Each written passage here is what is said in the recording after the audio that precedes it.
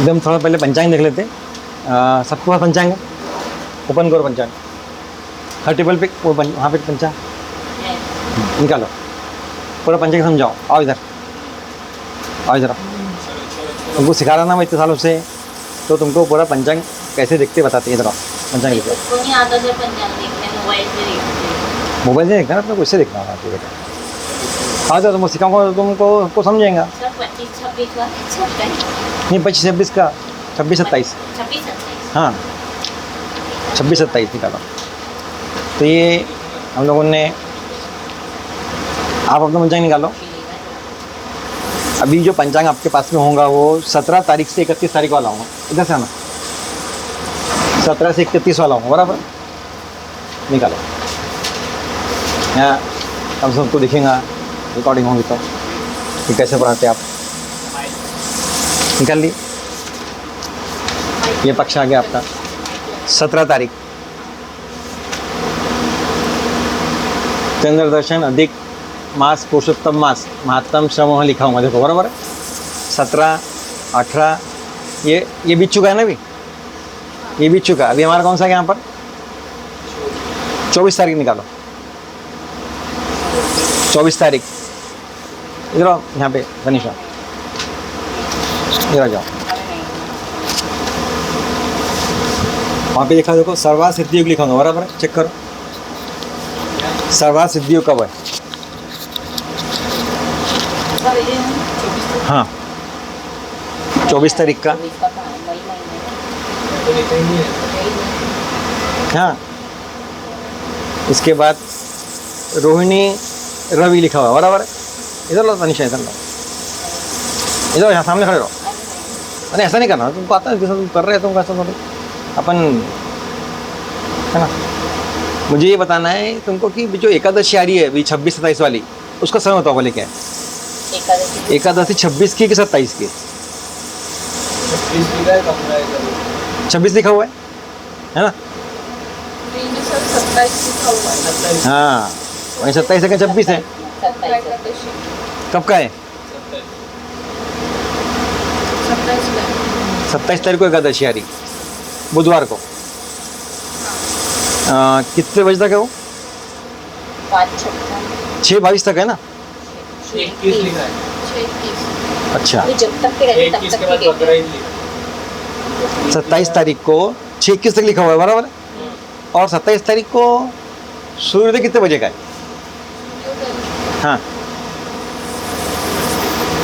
5:43 correct. इसमें राहुली जो लिखा हुआ है रवि उदय, वो 5:40 लिखा है, बराबर है। इसका मतलब सूर्योदय के बाद एकादशी है, इसलिए एकादशी वहाँ पे दी हो, ध्यान रखना, बराबर है। नहीं तो एकादशी क्या होती थी? 26 की आ जाती थी। वो 26 की क्यों नहीं आ रही? क्योंकि 27 तारीख को सुबह सूर्योदय के बाद कुछ समय तक है, कुछ घटीपल है, और उसका बोला गया कुछ घटीपल रहती है वो तिथि, तो वो तिथि को फिर पूरे दिन मानी जाए। वहाँ उस दिन 27 तारीख को सुबह 6:22 तक ही एकादशी है। सूर्योदय से 6:22। हाँ कितना क्या हो समय, कितना का बताओ बोले? रवि उदय कितना बजे का है? 5:43 का है, और एकादशी कितनी है? 6.21, बराबर। 38 मिनट। अब इसको माइनस करो तो बोले, ये आगे तुम्हारे 81 हो गई है। 81 हो गया नहीं? 6:21 बोल रहे हैं ना वो? लिखा है ना ये बुधवार के बाजू में जो ताश मिनट जो लिखा हाँ जरा समाप्ति हो। नहीं तिथि समाप्ति। इधर जब बुधवार के 6:21 लिखा होगा बुधवार का। हाँ ठीक है। अब ये 81 हो गया पूरे, 1 घंटा इसको लिए तो 60 मिनट आ गया ना, तो 60 में 81 होगा, तो 81 में से हमको ये माइनस करने का है। ये कितना का तुम्हारा है? 11 में से ये 3 गया, ये तुम्हारा बढ़ गया 8, और ये 8 में से ये 7 में से 4 गया, यानी सिर्फ 38 मिनट के लिए एकादशी है बस। ये अपने क्या मैच कर रहे हो? 18 कैसे है बताएं? जानता हूँ।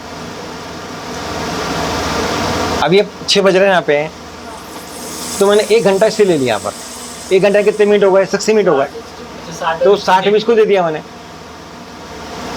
60 में इसको दियो ना, तो ये कितना हो गया तुम्हारा? एक्चुअली ये हट के यहाँ पे क्या आ गया? 5 आ गया। 5 और यहाँ पर क्या आ गया? ये 81 आ गया। 81 मिनट्स ये 81 क्यों आया? क्योंकि ये घंटा उसको दिया हूँ मैंने, तो 60 मिनट थे वो, और 21 पहले के तो उसके पास 81 मिनट हो गया। 81 में से 43 गया, 38 मिनट, यानी वो जो है सिर्फ 0.38 मिनट के लिए एकादशी थी उस दिन, ज़्यादा समय के लिए नहीं थी। इसलिए फिर भी जो है उन्होंने उसको एकादशी माना। उल्टा दिख रहा है ना, नहीं बराबर आता, उल्टा दिख रहा ठीक है, सब तो बराबर। ठीक हो गया एकादशी का। उसके बाद क्या है? 27 तारीख, 28 तारीख को क्या बताओ? उल्टा दिख रहा है। है। प्रदोष व्रत है 28 तारीख को, ठीक है। अरे मैं फ्रंट कैमरा देखिए। बरोबर है। 28 तारीख को प्रदोष व्रत है, ठीक है। 29 तारीख को मिथुन बुध लिखा है ऊपर, हाँ, बुध बुध मिथुन राशि। राशि में जा रहा है, करेक्ट। 11:11 पर, हाँ 9 मिनट पर। और भर्याणाम भौम लिखा हुआ है, यानी मंगल जो है वो क्या कर रहा है? भरणी नक्षत्र में जा रहा है। नहीं लिखा। अच्छा उसमें लिखाऊंगा, उसमें लिखा। जैसे मैंने बताया कि ग्रह राशि का चक्र लगाते, राशि में जाते, प्रवेश करते, वैसे हर ग्रह नक्षत्र में भी जाता है, ठीक है ना। तो सूर्य जब ये 9 नक्षत्र में रहेगा तो इस समय ठंडी पड़ेगी, ये 9 नक्षत्र में गर्मी पड़ेगी, ये 9 नक्षत्र में बरसात होंगी, ऐसा बोला गया है। अभी हम लोग बोल रहे कल से 9 तपा लग रहा। कब से लगा 9 तपा? आज आज 25 है, कल से लग रहा। तो देखो वहाँ लिखा हुआ 9 तपा आरंभ। बताता हूँ देखो लिखा है रोहिणी, रोहिण्याम रवि लिखा हुआ है। रोहिणी नक्षत्र, जब बस। सूरज रोहिणी नक्षत्र में जाता है। जब सूर्य रोहिणी में जाता है, प्रवेश करता है, सूर्य का प्रवेश अगर रोहिणी नक्षत्र में हुआ तो उसको हम लोग 9 तपा बोलते हैं। 5:35 से लगेगा रात शाम। वो 9 दिन बहुत ज़्यादा तपता है, और वो 9 दिन तक परफेक्ट रहते हैं, वो फिक्स रहता है, कोई बदलता नहीं। 25 तक भी जाएगा बराबर, वो टाइमिंग हो ऐसा निकाला गया। ठीक है, आप क्या बोले? गंगा दशहरा, आप क्या बोले? क्या गंगा अवतार, गंगा अवतार। ये जो 11 है ना, उसके बारे में दिया, उसके बारे में दिया। कुछ त्यौहार है, व्रत है, ये अलग अलग जगह के अलग अलग त्यौहार, अलग जगह के व्रत होते हैं ना, वो उसके हिसाब से रहता है। ठीक है, ये और बोलो। 31 तारीख को मृत्यु का लिखा हाँ, मृत्युबाण क्या लिखा है? हम्म? गाय की मृत्यु। योग होगा वो, कौन सा योग है वो? खराब योग रहता हो, वो दिन ही अच्छा नहीं है क्या? खराब रहता हो। वो जो योग है कुछ खराब रहता है। राहु का जो प्रवेश होता है उसको हम लोग ये मृत्यु बाण बोलते हैं हम लोग, खास करके शादी ब्याह के निकाला जाता है। हाँ, उसके लिए काम आता है।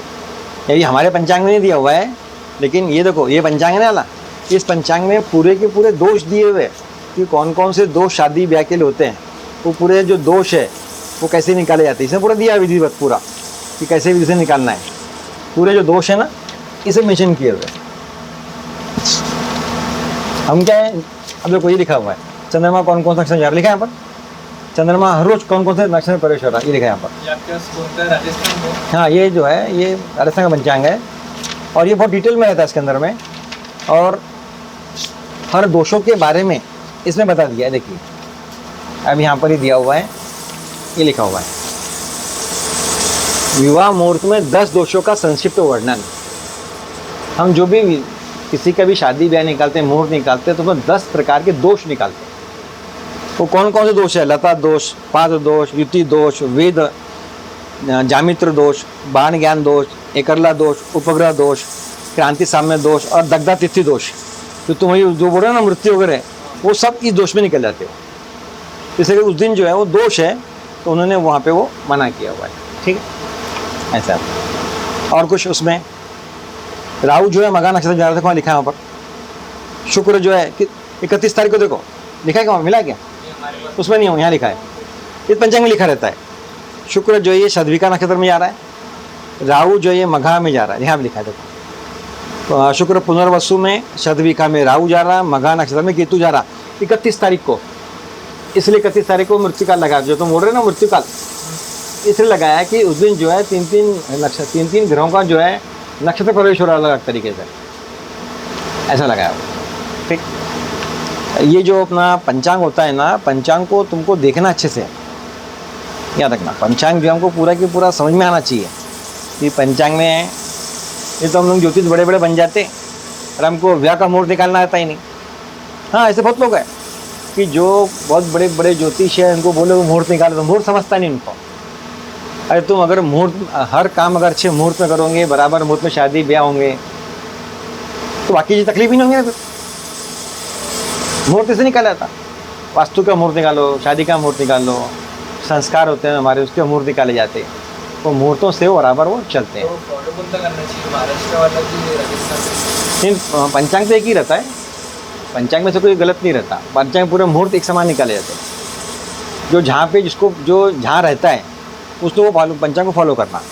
हम महाराष्ट्र में रहते हैं, महाराष्ट्र के पंचांग ऊपर लेंगे, लेकिन कुछ लोग आते हैं कि नहीं हम लोग डिटेल में नहीं है। हाँ, इसमें डिटेल नहीं, हम हमारी कम्युनिटी अलग है, हम लोग राजस्थान के, तो हमको MP का बताओ, राजस्थान का बताओ, UP का बताओ। तो हमारे पास सब प्रकार के पंचांग रहना चाहिए। भारत में बहुत से पंचांग निकलते हैं, सैकड़ों पंचांग है, याद रखना, कम से कम 300-400 पंचांग निकलते हैं।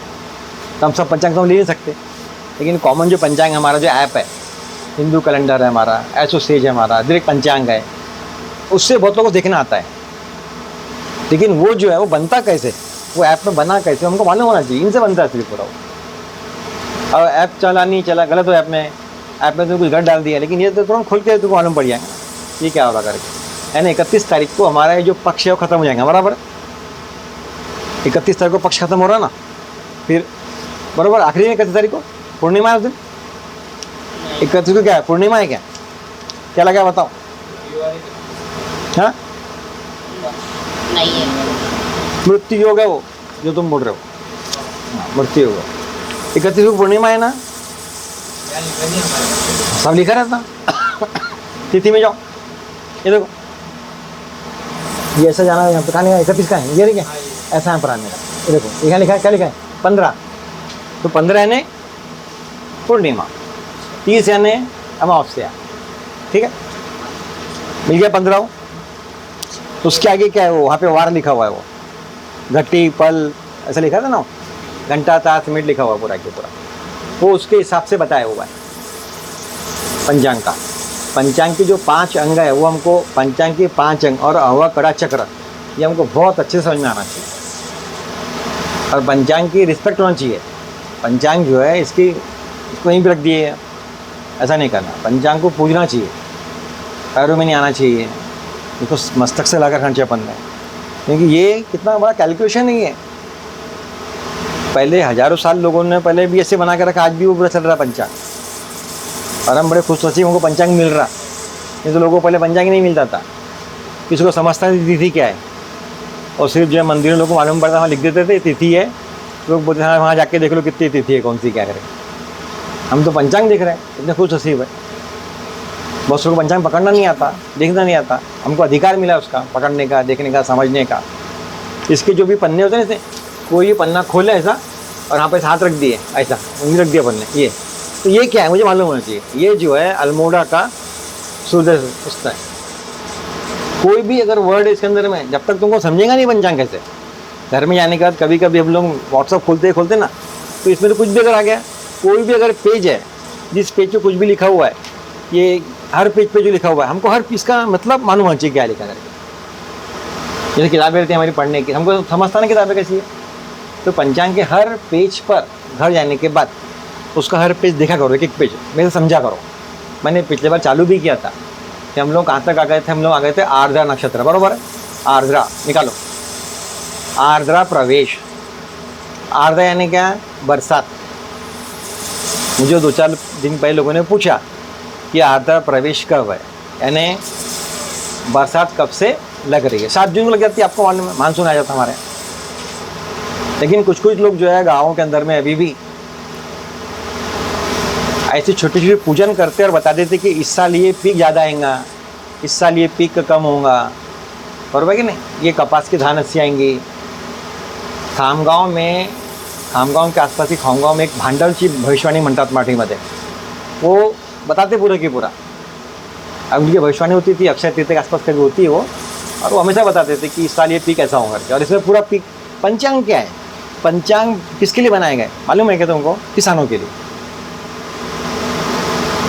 हाँ, उसके लिए बना, किसानों के लिए बना हुआ पंचांग।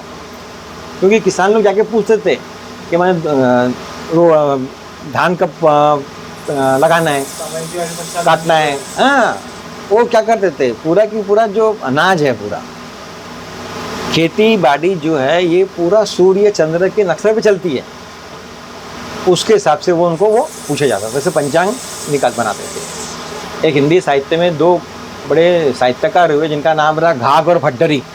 कभी उनकी कविताएं पढ़ेंगे, कभी उनके दोहे पढ़ूंगे ना तुमको मालूम पड़ जाएगा। तो बहुत अच्छे जो है भविष्य वक्ता थे वो। उन्होंने पूरे के पूरे अनाज, पूरा जो खेती बाड़ी है उसके बारे में पूरा लिख के रखा है पूरा पंचांगों में। ठीक है, तो आज हमको थोड़ा सा पंचांग के बारे में था हमारा। और कोई पंचांग में पूछना है कोई पेज पर बताओ। ये पंचांग हमारा पिछले बार जो हम लोग यहाँ पर आ गए थे, आर्द्रा प्रवेश निकालो। आर्द्रा प्रवेश कहाँ देखो बताओ, ढूंढो कहाँ लिखा हुआ है आर्द्रा प्रवेश। ये पंचांग में था। और हमको अगर कंटेंट पढ़ना है ना तो देखो ये लिखा रहता है यहाँ पे, इसका पूरा कंटेंट है यहाँ पे, यहाँ लिखा हुआ है पंचांग कसे पहावे। ठीक है, या वर्षाचे अधिक ज्येष्ठ मास, कौन कौन सा जो निर्णय है कैसे करना है यहाँ सब दिया हुआ है पूरा की पूरा। और इसमें आर्द्रा प्रवेश के हिसाब से हम लोग ये बता देंगे कि किस दिन, और अधिक मास के बारे में दिया कब से कब तक मनाना करके। ठीक है, एक मुहूर्त विचार हो गया था हमारा, ये हो गया था।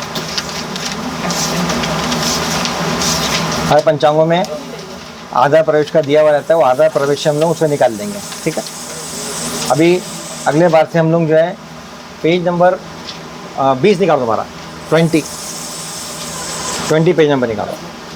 वहाँ पर आ गए थे हम लोग, ये भारत के किसी प्रमुख देशों का अक्षांश, रेखांश, ये सब दिया हुआ है। और यहाँ दिए मुहूर्त, उसके बाजू वाले पेज पर 21 पर देवतांच्या मूर्ति स्थापनासाठी मुहूर्त दिए हुए। ठीक है, और पूरे महाराष्ट्र में कौन से महीने में कौन से त्यौहार है, यात्रा है, जत्रा है, मेला है, सब पूरी लिखी है यहाँ पर। पेज नंबर 21 पे दिया है वो। ठीक है, और पेज नंबर 22 पर ये दिया हुआ है। पेज नंबर 22 पे क्या दिया हुआ है, उसको हम क्या बोलते हैं, पढ़ो पर क्या लिखा हुआ है, शके 1948 मधील दर दिवसाची अकोला येथील निर्यन लग्न समाप्ति काल, इतने बजे ये लग्न समाप्त हो रहा है। अभी हमको आज की तारीख यहाँ पर ढूंढ लो, कहाँ पर है ये निकाल लिए। हाँ, बता रहा है लग्न बताता है। लग्न यानी क्या होता है कि पूर्व दिशा में जो राशि होती है उसको लग्न बोलते हैं। ठीक है, अभी जैसे हमने पंचांग निकाले। ठीक है, तो देखो ये कहाँ पर आके हम लोग, आज की तारीख क्या है, 25 है ना, 24 है। ठीक है, तो 24 तारीख के तो आगे क्या लिखा हुआ, आंकड़ा बोलो, 7-11 लिखा है। पेज नंबर 23 देखो, 7-11 यानी वृषभ लगन था 7-11 तक, 9-24 तक मिथुन था, 11-48 तक कर्क था, 1:47 दोपहर में सिंह था लग्न, और ये 3:56 तक ये था। और अभी क्या चल रहा है, तुला 6:08 तक था। और अभी कौन सा लग्न बता रहा है, वृश्चिक। ठीक है, यानी ये टाइम पे जो बच्चा पैदा होगा उसका वृश्चिक लगन रहेगा। ठीक है, तो अपना हिंदू कैलेंडर में देखो अभी वृश्चिक लगन बता रहा है बराबर। हिंदू कैलेंडर चेक कर लो कि बराबर हमारा जो सॉफ्टवेयर है, ऐप है हमारा, ये देखो यहाँ पे क्या लगन बता रहा है, वृश्चिक लगन बता रहा है बराबर।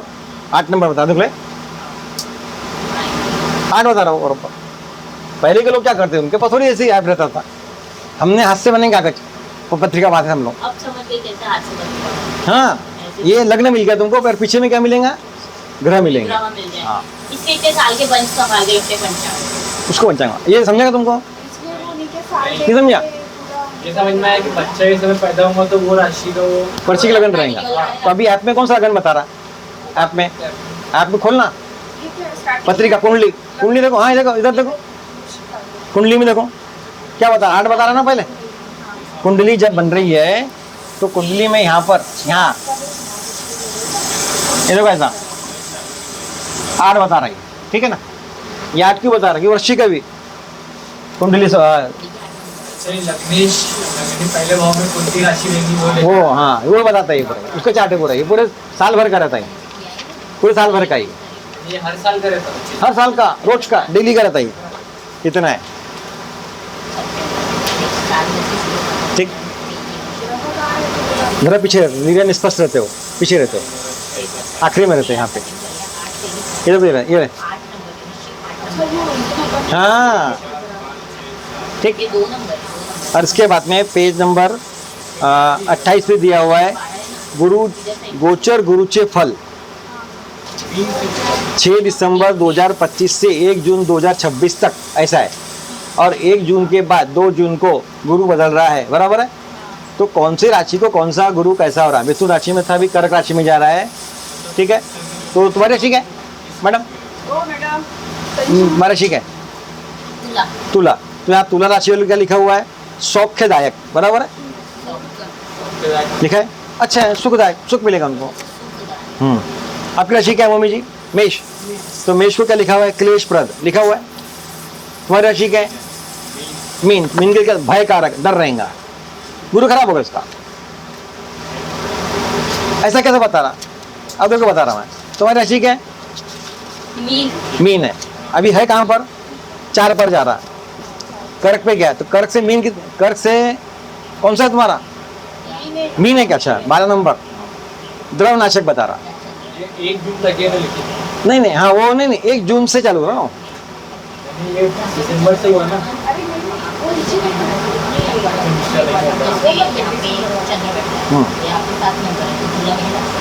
हाँ अभी जो है ये, हाँ ये बराबर 1 जून तक था ना वो, करेक्ट है। और 26 जून को देखो 2 जून से चालू हो रहा हूँ 2 जून से इधर। ये तुमको समझेगा पहले चार्ट वाला, ये यहाँ तक का था, अब यहाँ तक ही बदल गया। मेष राशि वाले के लिए क्या बता रहा? धनदायक, धन नाशक। वृषभ के लिए क्या बता रहा है? क्लेश। मिथुन के लिए क्या बता रहा है? धन प्राप्ति। कर्क के लिए क्या बता रहा है? भयप्रद। सिंह के लिए त्रासदायक। कन्या के लिए धन लाभ। तुला के लिए विपत्ति कारक, मैडम विपत्ति कारक। वृश्चिक सौख्यदायक, धनु प्राकृतिक त्रास। मकर सम्मान प्राप्ति। और कुंभ के लिए रोग भय। और मीन के लिए सुख प्राप्ति। क्या था सर ये जो है ये आपका गुरु का गोचर बता रहा है। जिसको भी 4था 8वां 12वां गुरु होगा ना, उसको खराब है वाला, बस। कौन सी राशि में गुरु जा रहा है? गुरु जा रहा है 4 नंबर पे, 4 से 7 गिन लो, कितना हो गया? 4 हो गया, इसे खराब रहेगा। तुला से 4थी राशि होती है। हाँ अभी जा रहा कहाँ पर है? कर्क में यार। आपकी राशि क्या है? कुंभ। तो कुंभ से गिनो 11 12 1 2 3 4, 6वां गुरु आ गया, बस खराब हो तुम्हारा। रोग, 6वां गुरु आ गया, रोग का हो गया, बराबर ऐसा बताया, ठीक है। चलो तो पंचांग हो गया हमारा भी।